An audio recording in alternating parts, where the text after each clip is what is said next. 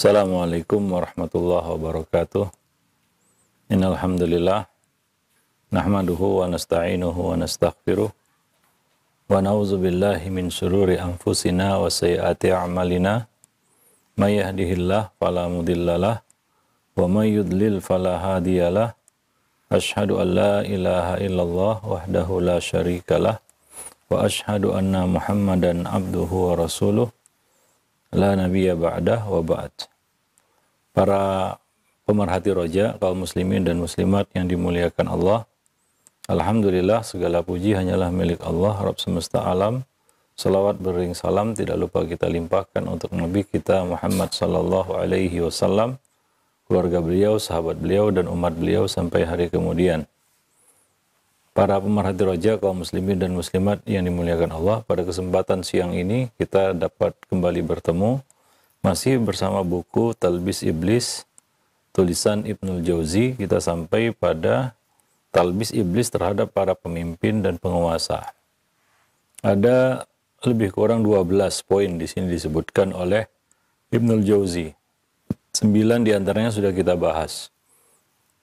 Dan pada kesempatan kali ini kita akan lanjutkan poin ke-10, talbis iblis terhadap para pemimpin dan penguasa.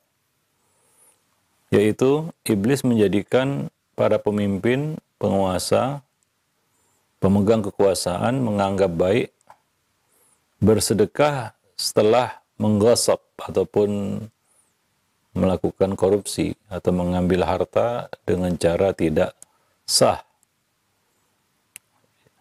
Dan iblis memperlihatkan kepada mereka bahwa sedekah tersebut dapat menghapus dosa ghasab ataupun korupsi itu.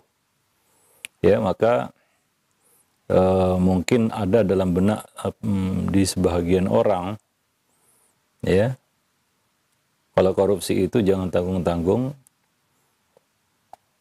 karena hasil korupsi yang disedekahkan dapat menghapus dosa korupsi. Nah, ini tentunya talbis iblis, bisikan iblis kepada orang-orang yang diserahi amanah kekuasaan, sehingga memandang baik perbuatan tersebut. Mereka mengira bahwa sedekah yang dikeluarkan setelah melakukan korupsi atau mengambil harta rakyat tanpa hak adalah perkara yang dapat menghapusnya. Ya, iblis membisikkan ke telinga mereka, 1 dirham sedekah dapat menghapus 10 dosa karena korupsi ataupun dari hasil korupsi, ghasab. Ya, nah, sehingga mereka memandang baik perbuatan itu. Dan mereka mengira dosa mereka bisa terhapus, terampuni dengan bersedekah tersebut. Ya. Nah, ini mustahil karena dosa ghasab ataupun dosa korupsi tetap ada. Sedangkan sedekah dirham jika merupakan hasil ghasab, hasil korupsi, tidak akan diterima di sisi Allah Subhanahu wa taala. Bila dari hasil yang halal, itu juga belum tentu bisa menghapus dosa korupsinya. Belum tentu, ya, walaupun amal-amal soleh dapat menghapus keburukan. Ya, karena memberi sedekah kepada orang miskin tidak menggugurkan tanggung jawab atas orang lain. Ya. Nah, apalagi itu adalah tindakan merampas sesuatu yang bukan haknya.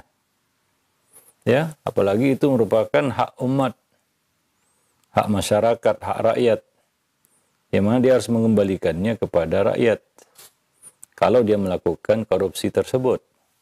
Maka sedekah yang dia keluarkan dari hasil korupsi itu tidak bisa menghapus dosa korupsi itu.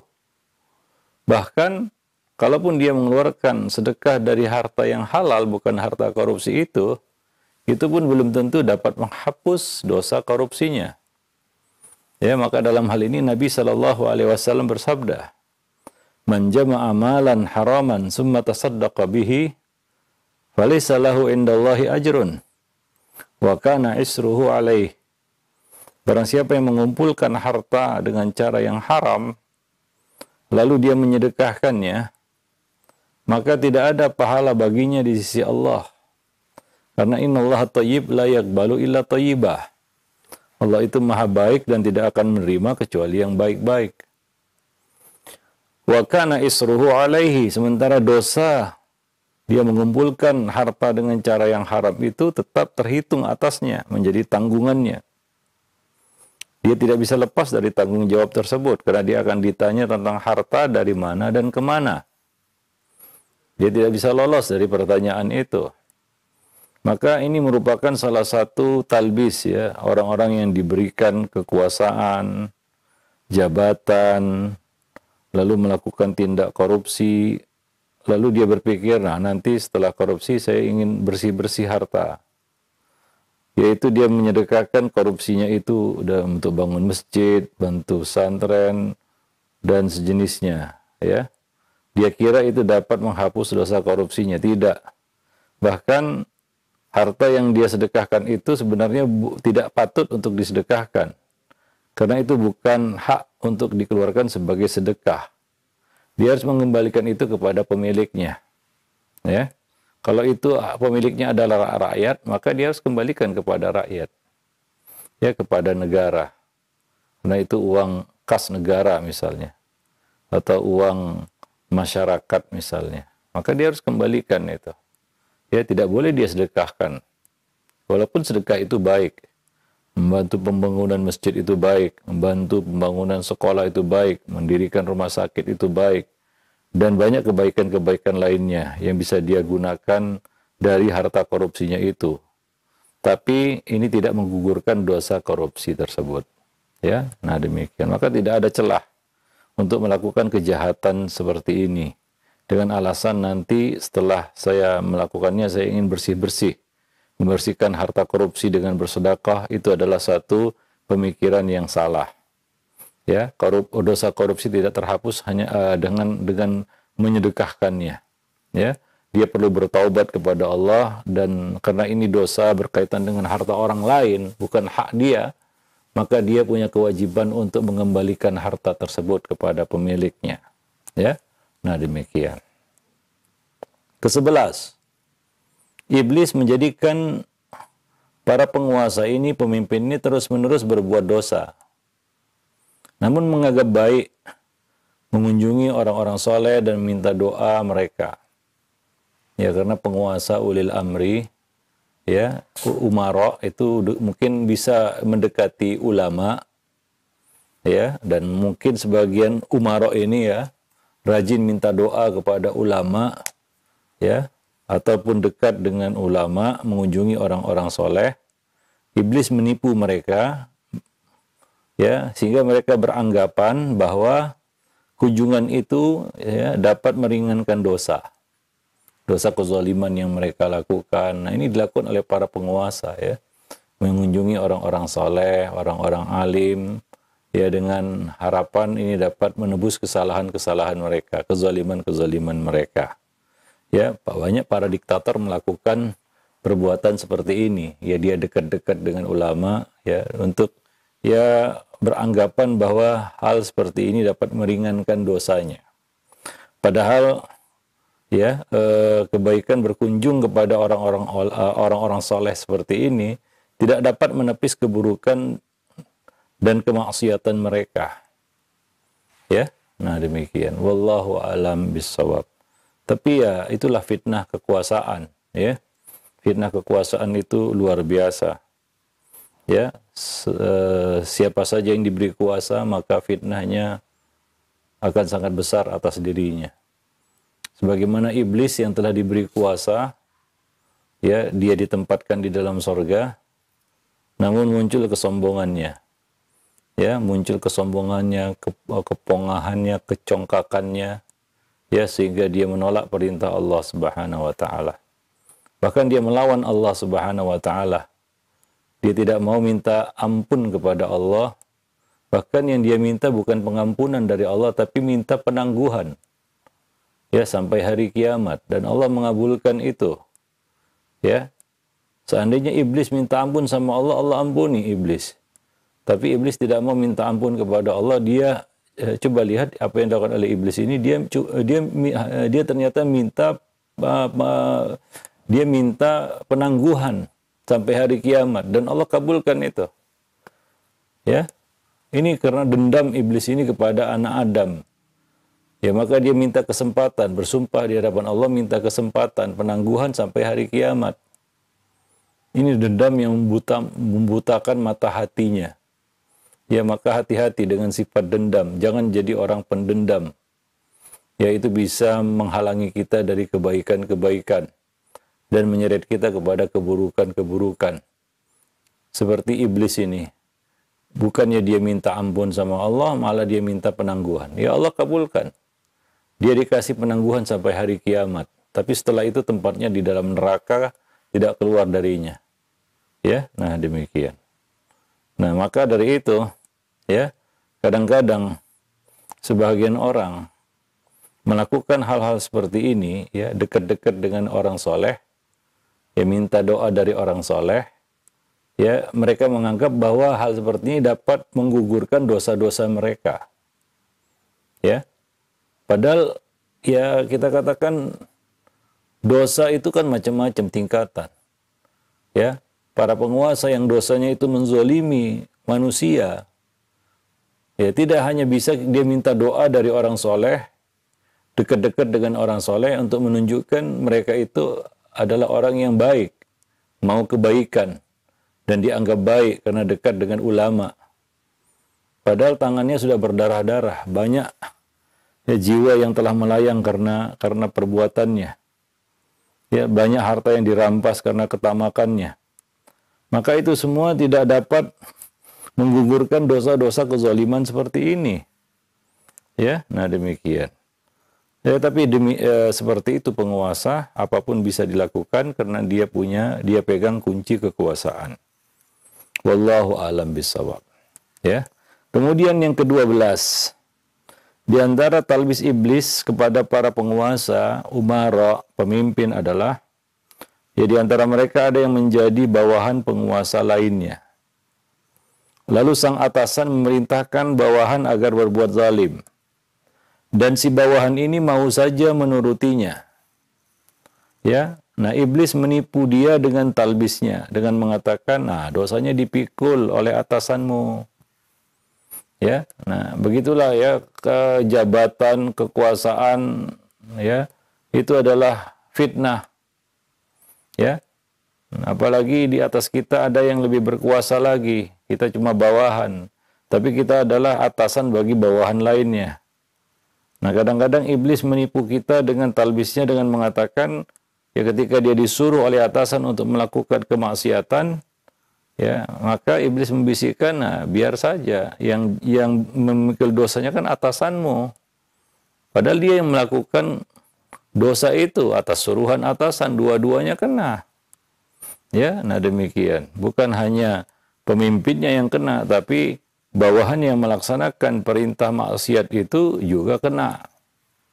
Nah, tapi iblis membisikkan ke telinganya seolah-olah yang salah itu atasan saja, bukan bawahan. Saya kan cuma melakukan, katanya. Saya cuma melaksanakan instruksi, perintah. Sementara dia tahu apa yang diperintahkan itu adalah maksiat, dia bisa menolaknya.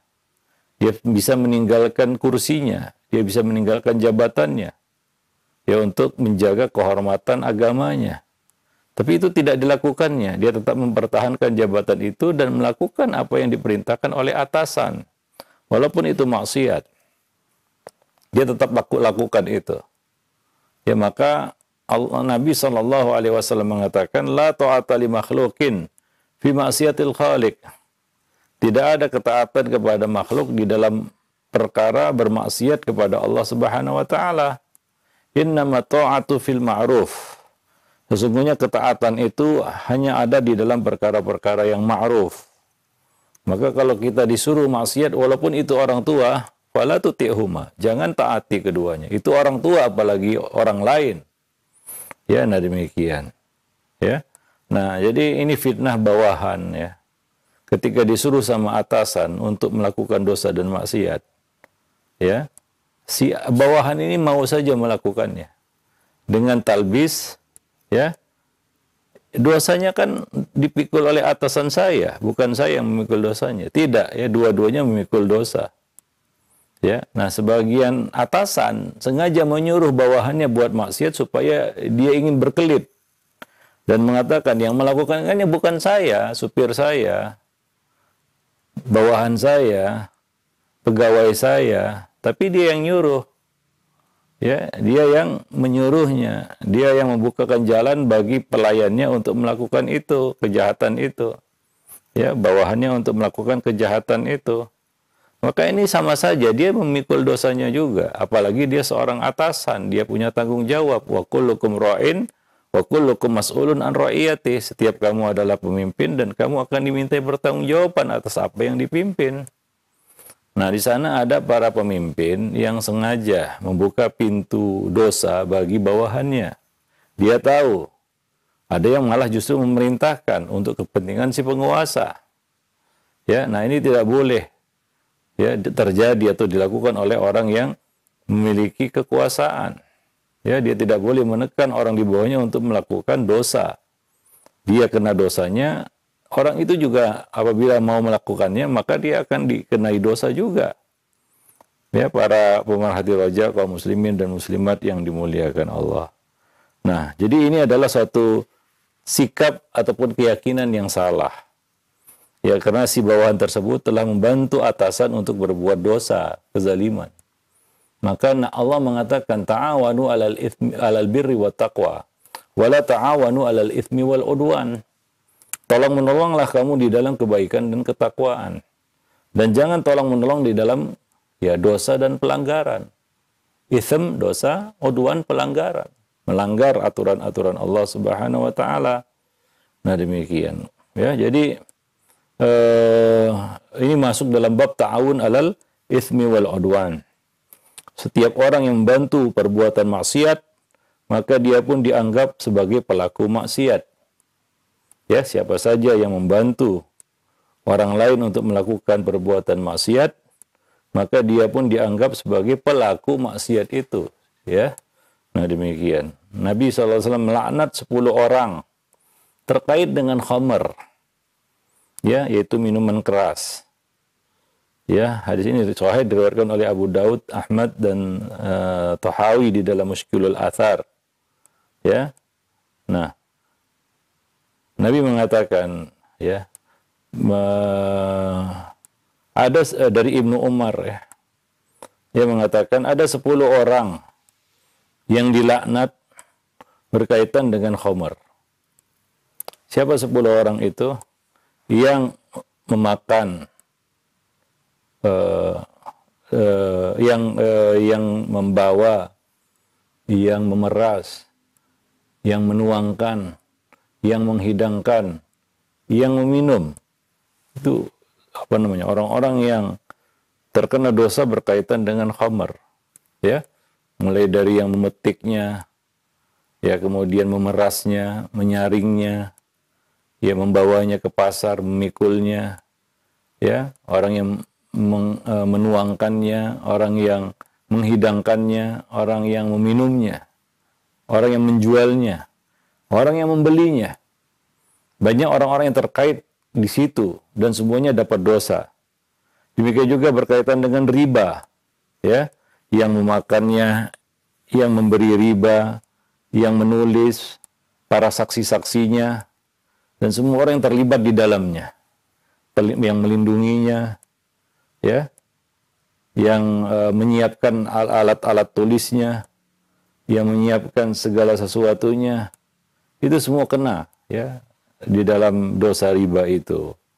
Ya, maka kita tidak boleh ta'awun alal itsmi wal udwan, walaupun yang nyuruh itu atasan. Maka dari itu, ketika kita keluar mencari nafkah,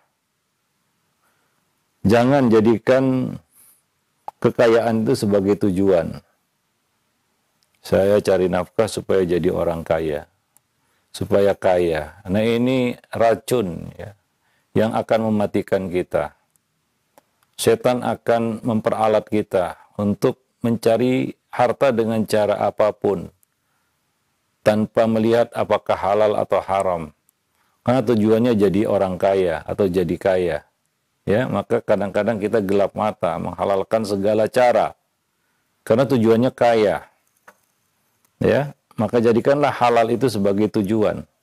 Walaupun sedikit, yang penting halal. Ya, jelas, tidak mengandung syubhat. Ya, maka kita akan selamat. Ya, kita akan selamat dari makar dan tipu daya iblis, bisikan-bisikan iblis. Ya, berkaitan dengan proses mencari rezeki. Ya, nah demikian. Wallahu a'lam bishawab. Ya, maka hati-hati. Ya, jangan jatuh dalam kezaliman karena kita menaati, menuruti apa yang diperintahkan oleh atasan kita. Ya, apa yang disuruhnya kita lakukan. Mungkin kan kita takut kehilangan dunia. Ya begitulah ya. Ya, orientasi dunia itu bisa menghancurkan seseorang. Nah, termasuk dalam bab ini adalah manakala seorang bawahan menarik uang untuk diberikan kepada atasan. Padahal ia tahu atasannya pasti menghambur-hamburkannya. Ya, ini mengkhianati amanah. Ya, karena pengetahuan tersebut, maka si bawahan dianggap turut membantu atasan dalam melakukan perbuatan zalim. Ya, jadi membantu pengkhianat itu, membantu koruptor itu adalah koruptor. Ya, hukumannya sama dengan si koruptor itu, sebenarnya seperti itu. Ya, apa kata Malik bin Dinar? Cukuplah seorang itu dikatakan pengkhianat apabila dia menjadi kepercayaan para pengkhianat. Membantu para pengkhianat, memuluskan jalan mereka. Ya, walaupun dia tidak terlibat dalam pengkhianatan, dalam korupsi itu, tapi dia bantu koruptor itu untuk melakukan korupsi. Lebih-lebih lagi kalau dia dapat bagian. Ya, biasanya dapat bagian dari hasil korupsi itu. Maka ia pun memberikan jalan, membuka jalan bagi para koruptor itu untuk melakukan tindakan korupsi. Ya, maka ya, disebut korupsi berjamaah. Ya, satu orang yang korupsi tapi yang lain kecipratan juga, dapat juga, maka semuanya melakukan gerakan tutup mulut. Ya, saling melindungi satu sama lainnya. Maka ingat kata Malik bin Dinar, cukuplah seorang itu dianggap pengkhianat manakala dia menjadi kepercayaan para pengkhianat. Kaki tangan pengkhianat, menjadi mata-mata pengkhianat, ya, yang melakukan perlindungan, ya, memberikan perlindungan kepada para pengkhianat itu, ya. Nah demikian, ya. Demikian juga, ya, kita katakan orang yang membantu para koruptor, ya, untuk melakukan tindakan korupsi, atau dia melindungi koruptor itu setelah koruptor itu melakukan tindak korupsi, menyembunyikannya misalnya, menutupinya misalnya, ya, atau melindungi hartanya, ya, sehingga harta itu aman untuk koruptor ini. Setelah menjalani hukuman, dia bisa mencicipi hasil korupsinya. Nah demikian, wallahu alam bisawab. Maka memang kekuasaan itu, lingkaran kekuasaan itu penuh dengan fitnah. Maka Nabi mengingatkan, man ata baba sultan uftutina. Barang siapa yang mendatangi pintu penguasa, pintu kekuasaan, maka dia akan terfitnah. Ya, ya, baba sultan di sini bisa diartikan ya pintu penguasa atau pintu kekuasaan. Ya, karena pintu kekuasaan ini memang terlihat indah. Pintu kekuasaan itu, orang-orang berebut-rebut untuk dapat menguasai pintu kekuasaan itu. Ya, nah demikian. Wallahu a'lam bishawab. Tapi itu semua fitnah. Ya, itu semua adalah satu ujian dan cobaan yang sedikit orang yang bisa sukses diuji dengan kekuasaan. Sepeninggal Khulafaur Rasyidin Abu Bakar, Umar, Utsman dan Ali. Ya, setelah eranya Umar bin Abdul Aziz, ya, siapa pemimpin yang bisa mengemban amanah seperti mereka? Ya, siapa pemimpin sesudah mereka yang bisa memegang amanah seperti mereka? Coba datangkan contoh. Coba sebut nama. Siapa?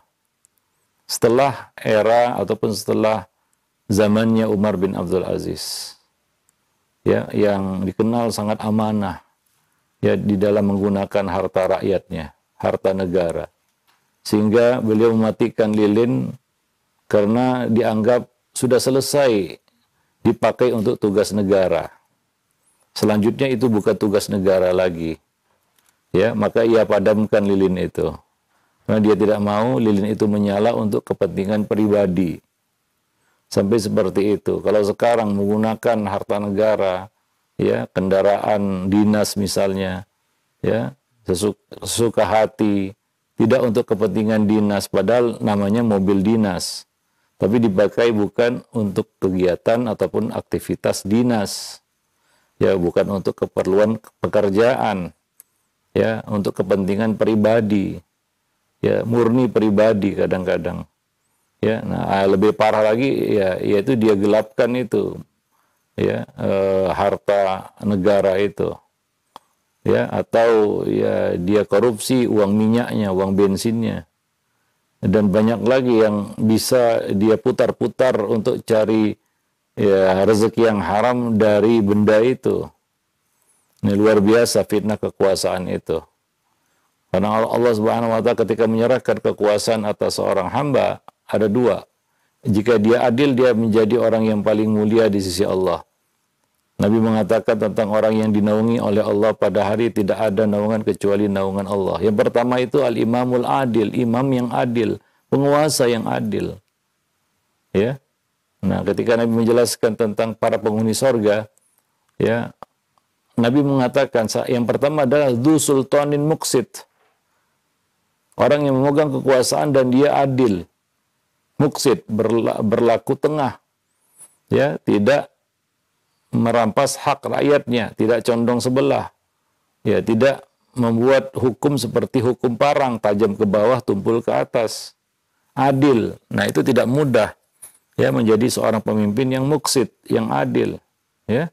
Tapi kalau dia betul-betul berlaku adil, maka keutamanya juga besar, ya, para pemerhati roja kaum muslimin dan muslimat yang dimuliakan Allah. Nah, itulah dia 10 perkara, ya, 10 tipu daya, ya, iblis terhadap, ya, para penguasa, umara, ya, zu sultan yang punya ataupun pegang kekuasaan.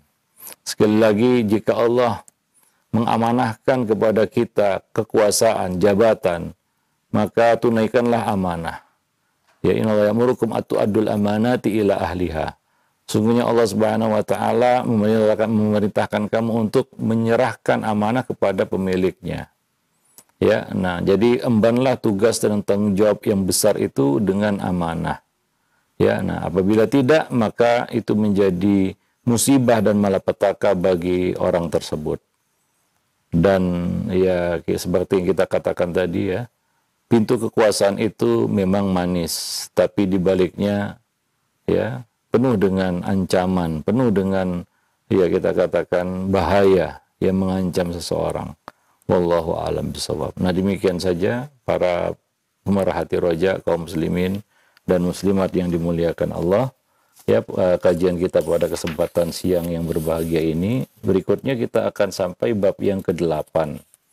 Ini mulai berbicara di sini Ibnul Jauzi mulai berbicara tentang talbis iblis terhadap ahli ibadah. Ya, ahli ibadah, yaitu orang jahil tapi rajin ibadah.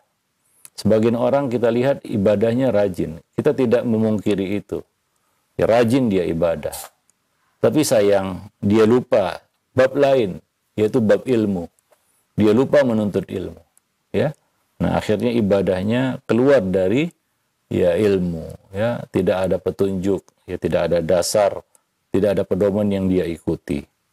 Nah, ini ada beberapa talbis iblis terhadap ahli ibadah ini, ya, yang akan kita bahas pada pertemuan selanjutnya insyaallah.